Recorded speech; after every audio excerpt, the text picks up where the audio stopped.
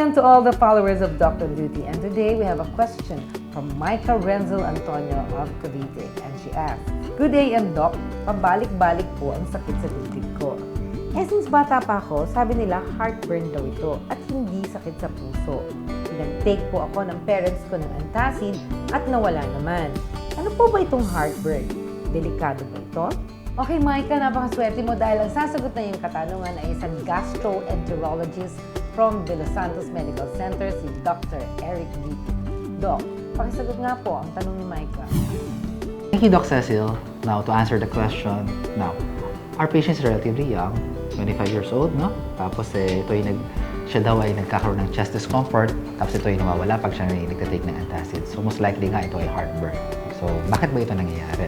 Ito ay sintomas kasi ng GERD. Then, pag ang acido maakyat sa esophagus, which is nakalocate sa likod ng ating puso, para kang may ramdaman ng discomfort dito sa ating dibdib.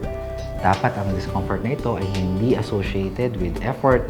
Kasi, kailangan kasi ma-delineate din natin na hindi puso nagagaling yung chest discomfort ng isang pasyente. Dahil nga pabalik-balik na yung problema ng ating patient, ang maganda is siya ay magpa-consult sa doktor para ma-determine kung ano yung pinanggagalingan ng kanyang problem.